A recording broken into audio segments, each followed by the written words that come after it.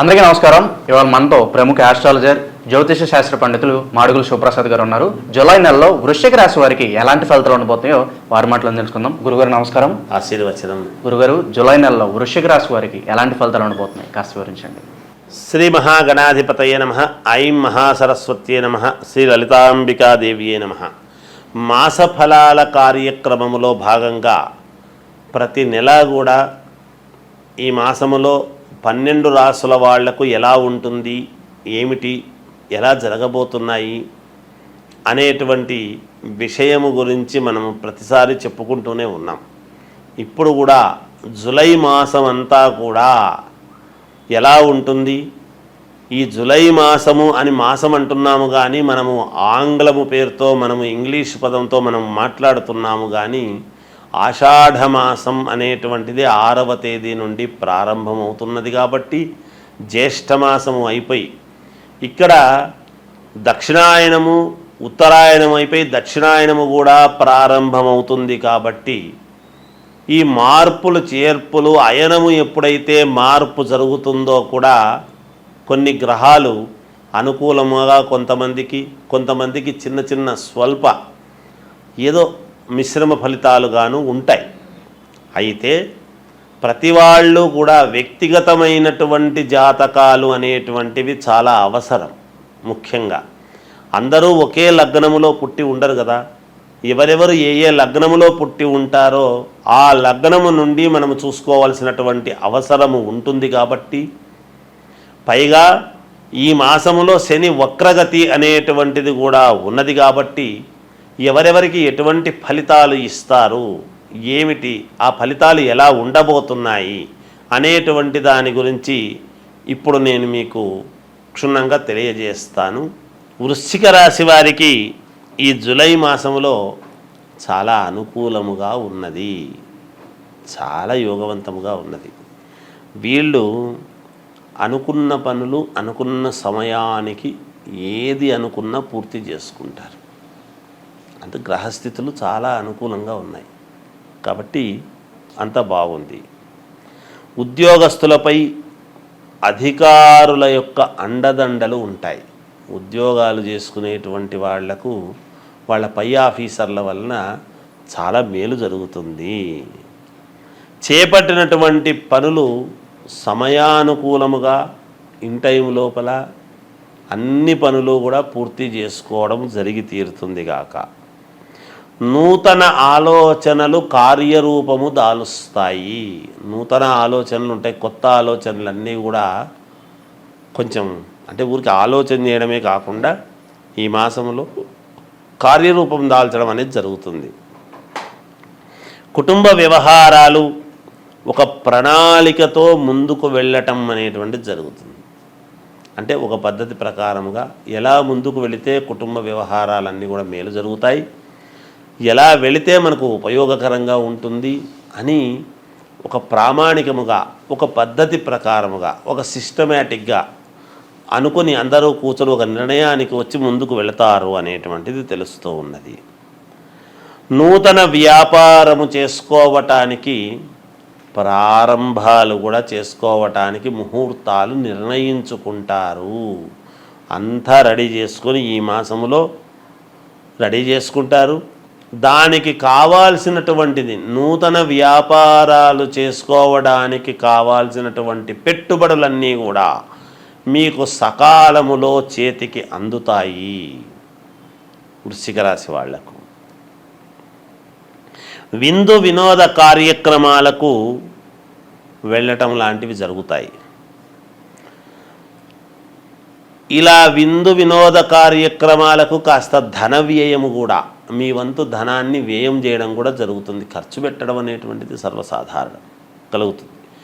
ఆరోగ్యపరంగా ఉత్సాహంగా ఆనందంగా ఎటువంటి ఇబ్బందులు లేకుండా చాలా సంతోషముగా గడుపుతారు వీళ్ళు. స్త్రీ సంబంధితమైనటువంటి ధనాన్ని కూడా వీళ్లకు వస్తుంది. ఒక స్త్రీ వలన వీళ్లకు ఆదాయం కలుగుతుంది. పురుషులకైతే ఒక స్త్రీ వలన ధనాదాయం పొందుతారు. ఈ రాశి వాళ్ళు స్త్రీలే ఉంటారనుకోండి, ఈ స్త్రీలే ఉండినా కూడా ఇంకొక స్త్రీ వలన ధనాదాయం అనేటువంటిది పొందుతారు. స్త్రీ అయితే పురుషుడి వల్ల పొందుతారు అనేది ఉండదు. ఇక్కడ స్త్రీ వలన అనేటువంటిది స్త్రీగ్రహం మీకు ఉపయోగపడుతుంది అనేది ఉన్నప్పుడు స్త్రీ వలననే ఇంకొక స్త్రీకి మేలు జరగటం అనేటువంటిది ఉంటుంది కాక నూతన వస్త్ర ప్రాప్తి, వాహన కొనుగోలు ఇవి కూడా ఉన్నాయి. ఫైనాన్స్ వ్యాపారస్తులకు చాలా లాభసాటిగా ఉన్నది. ఇచ్చేసుకోండి ఫైనాన్స్. అయితే ఇమ్మన్నాను కదా, గురువుగారు ఇమ్మన్నారు కదా అని మీకు ఎవరికి బుద్ధి పుడితే వాళ్ళకి ఇవ్వడం అని కాకుండా ఆచితూచి మళ్ళీ వెనక్కు వస్తుందా రాదా అనేటువంటిది ఒక్కసారి ఆలోచన చేసి ఎవరికిస్తే మేలు ఏమిటనేది చూసుకొని ఒక 10 రూపాయలు తక్కువ వచ్చినా సంతోషములే అని నిలకడగా ఉండేటువంటి చోట ఇచ్చుకోండి, మేలు జరుగుతుంది కాక. ఇలా ఈ వృశ్చిక రాశి వాళ్లకు చాలా ఈ మాసం అంతా కూడా చాలా అనుకూలముగాను యోగవంతముగానే ఉన్నది అనేటువంటిది తెలియజేస్తూ జీవం. అలాగే గురుగారు, జూలై నెలలో ఈ వృశ్చిక రాశి వారు ఎటువంటి పరిహారాలు చేసుకుంటూ వీళ్ళకి శుభ ఫలితాలు పొందుతారు? వృశ్చిక రాశి వాళ్ళు ఎటువంటి పరిహారాలు చేసుకుంటే మేలు జరుగుతుంది అంటే, మీ ఇంటి దేవుణ్ణి, ఇష్టదేవుణ్ణి తలుచుకోండి. ఆ దేవాలయాలకు సంబంధించిన దేవాలయాలకు వెళ్ళండి. మీకు చేతనైన పూజలు చేసుకోండి. తప్పకుండా మేలు జరుగుతుంది, మీకు జయోస్తు. జూలై నెలలో వృశ్చిక రాశి వారికి ఎలాంటి ఫలితాలు ఉంటాయో తెలియజేసినందుకు ధన్యవాదాలు గురుగారు. జయోస్తు. అందరికీ నమస్కారం. ఇవాళ మనతో ప్రముఖ ఆస్ట్రాలజర్, జ్యోతిష్య శాస్త్ర పండితులు మాడుగుల శివప్రసాద్ గారు మనతో ఉన్నారు. ఆషాఢ మాసం యొక్క విశిష్టతను వారి మాటలోనే తెలుసుకుందాం. గురుగారు నమస్కారం. ఆశీర్వచనం నాయన. గురుగారు, ఆషాఢ మాసం యొక్క విశిష్టతను కాస్త వివరించండి. అలాగే ఆషాఢ మాసంలో చేయాల్సిన పనులు ఏంటి, చేయకూడని పనులు ఏంటి కాస్త వివరించండి గురుగారు. శ్రీ మహాగణాధిపతయే నమః. ఐం మహాసరస్వత్యే నమః. శ్రీ లలితాంబికాదేవ్యై నమః. ఆషాఢమాసము యొక్క విశిష్టత ఏమిటి, ఆషాఢమాసములో చేసుకోవాల్సినటువంటి పనులు ఏమిటి, చేసుకోకూడనివి ఏమిటి అనేటువంటివి సరే ఎంత తెలిసినా ఏదో ఒక అనుమానము, మానవులము సహజము కదా. ప్రతిదీ కూడా మనము సందేహము అనేటువంటిది వచ్చినప్పుడు తెలుసుకోవాలి అనేటువంటి దాంతో అడుగుతూ ఉంటారు. సర్వమానవాళికి తెలిసే విధముగా చెప్పటము మా వంతు కర్తవ్యముగా భావించి తెలియజేస్తూ ఉంటాం.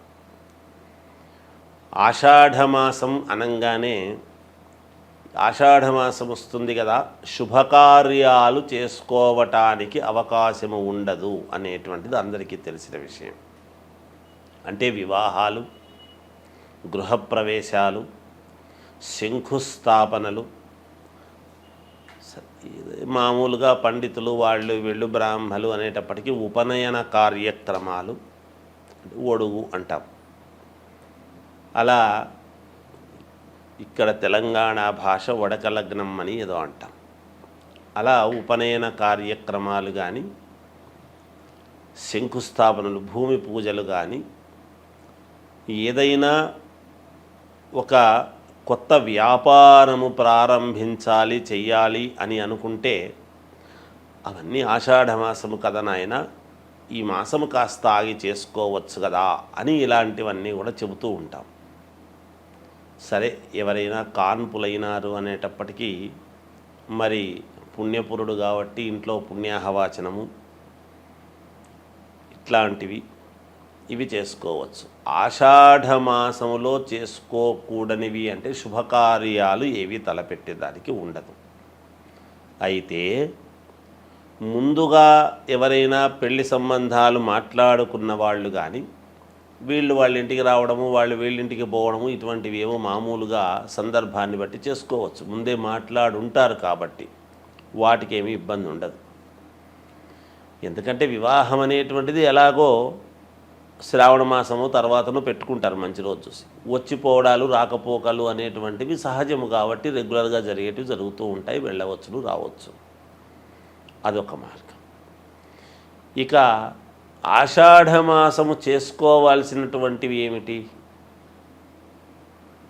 ఇప్పుడు ఇవి చేసుకోవటానికి లేదు. శుభకార్యాలు, వివాహము, తర్వాత ఉపనయనము, లేకపోతే మనము ఎంగేజ్మెంట్ కానీ, అంటే నిశ్చయతాంబూలాల కార్యక్రమము అని ఇలాంటివి చేసుకోవటానికి, లేదా శంకుస్థాపనలు, కొత్త వ్యాపారాలు ప్రారంభం చేసుకోవటం కానీ, ఏదైనా ఒక షాపు ఓపెనింగులు కానీ ఇవన్నీ చేసుకోకూడనివి. ఇక చేసుకోవాల్సినటువంటివి ఏమిటి? మరి ఆషాఢమాసం అంతా ఖాళీగా ఉండాలనా? ఏమీ లేవా అంటే పరమ పుణ్యప్రదమైనటువంటివి ఉన్నాయనేది కూడా చెప్పాలి. ఏమిటి అంటే ఆషాఢమాసములో ఆషాఢ పాడ్యమి నుండి, అంటే అమావాస్య అయిన తర్వాత వెంటనే వచ్చే పాడ్యమి నుండి నవమి వరకు గుప్త నవరాత్రులు అని అమ్మవారివి ఉన్నాయి. ఇవి వారాహి నవరాత్రులు అంటాం. ఈ గుప్త నవరాత్రులు దేనికి? గుప్త పేరులోనే గుప్తము అంటే ఏమిటి అంటే రహస్యముగా చేసేటువంటివి. దాని యొక్క అర్థమే గుప్తము అని. రహస్యంగా ఎందుకు చేయాలి అంటే అందరి యొక్క దృష్టి పడటం అనేటువంటిది మంచిది కాదు కాబట్టి కొన్ని పూజలు అందరికీ తెలిసేట్టుగా చేస్తాం. ఈ గుప్త నవరాత్రులు అని ఎప్పుడైతే రాత్రి శబ్దముతో మనము మాట్లాడుతూ ఉన్నామో ఇవి సంవత్సరానికి ఎప్పుడు కూడా మామూలుగా ఉగాది పండుగ సమయంలోను, ఇలాంటి ఆషాఢమాస సమయంలోను, తర్వాత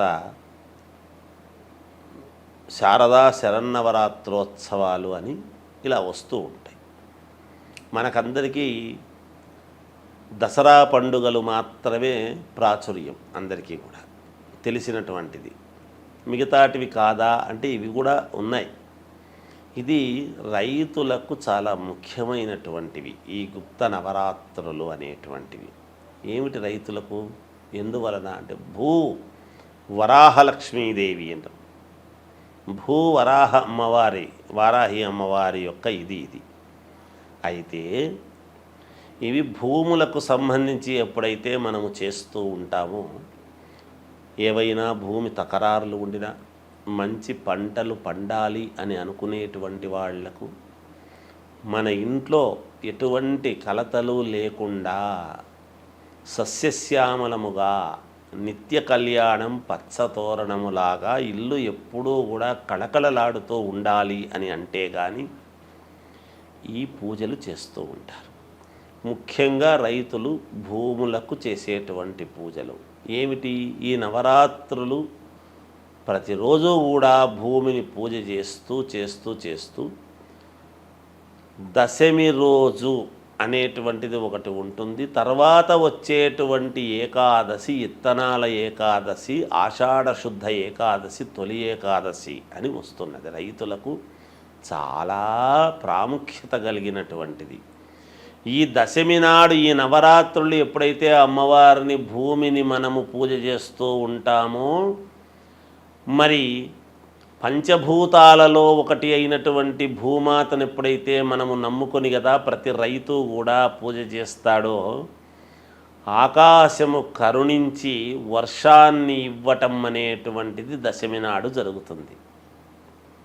ఈ చేసినటువంటి పూజలకు చాలా సంతోషించి ఎప్పుడైతే దశమి రోజు ముందు రోజు వానలు కురుస్తాయో, తొలకరి వానలు అని చినుకులు పడతాయో, మరుసటి రోజు సేద్యము చేసుకొని ఇత్తనాలు వేసుకోవటానికి రైతు ఇలా ఆకాశం వైపు చూస్తూ ఎప్పుడు కరుణిస్తుందా అనేటువంటి ఇది చూస్తూ ఉంటాడు. రైతులకు చాలా విశేషమైనటువంటిది, పుణ్యప్రదమైనటువంటి మాసము ఈ ఆషాఢ మాసము. రైతులకు చాలా ముఖ్యము అని అంటున్నాము అంటే మనందరికీ రైతు ముఖ్యము కదా. అన్నము అనేటువంటిది, రైతు అనేటువంటి వాడు లేకపోతే అన్నం ఎక్కడి నుంచి వస్తుంది? మనకు ఏ పంట రావటం కష్టమే. అందువలన అలా పంటలు పండించేటువంటి రైతులు చాలా సంతోషంగా ఉండటానికి ఈ ఆషాఢ మాసము అనేటువంటిది చాలా ముఖ్యమైనటువంటి మాసము. ఒక రకంగా రైతులకు చాలా పుణ్యప్రదమైనటువంటి ఇవి వస్తూ ఉన్నాయి అనేటువంటిది తెలియజేస్తూ జయోస్తు. ఆషాఢ మాసం యొక్క విశిష్టత, అలాగే ఆషాఢ మాసంలో చేయాల్సిన పనులు, చేయకూడని పనులు వివరించినందుకు ధన్యవాదాలు గురుగారు. జయోస్తు.